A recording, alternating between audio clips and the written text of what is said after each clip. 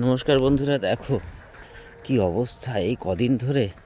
চৌঠা পৌষ থেকে আমি লক্ষ্য করে আসছি, একেবারে কুয়াশা কুয়াশা, মাঝে দু একদিন শুধু তাও 12টা 12:30টার দিকে রোদ উঠেছিল আর ঠান্ডা।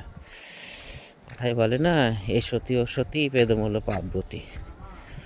সবাই সতী, এক জায়গায় 4-5 জন মহিলা একসঙ্গে হয়েছে। মহিলারা থাকলে যা হয় আর কি, তুইতুলি মুইতুলি হয়, নানান কথা হয়। এর বউ ভালো না, ওর শাশুড়ি ভালো না, ওর মেয়েটা পালিয়ে গেছে, ওর ছেলেটা। হ্যাঁ, খুব ভালো আছি। জয় গুরু। বনভোজন তো, বনভোজন তো। আর হ্যাঁ হ্যাঁ, ভালো আছো? শরীরটা তো সত্যি। ও, আর ঠান্ডা যা পড়েছে, আমি কি করবে বলো।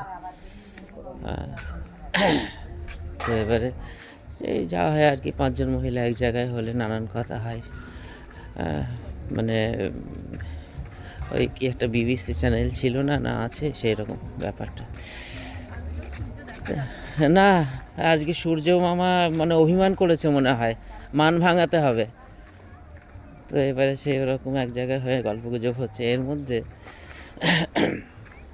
একজনের নামে একটা কথা উঠেছে, ওঠার পরে সে বলছে, হ্যাঁ কে বলেছে এই কথাটা ভজাতে হবে না, ওই পার্বতী বলেছে।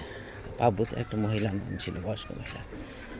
তখন এবার সবাই মুখ টেপাটেপি করছে, কিন্তু বলেছে অন্য কেউ। আর পার্বতী যেহেতু একটু ভজভজ করে বেশি, সেই জন্য পার্বতীকেই সবাই ধরে।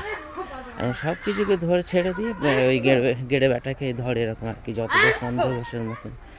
তা পার্বতী শেষে বলছে, না এ সতী ও সতী পেদম হলো পার্বতী, আমি নাই পেতেছি, না এখন যা করার করো। এই হচ্ছে গল্প।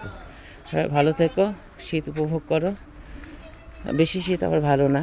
যাই হোক, শুভ সকাল।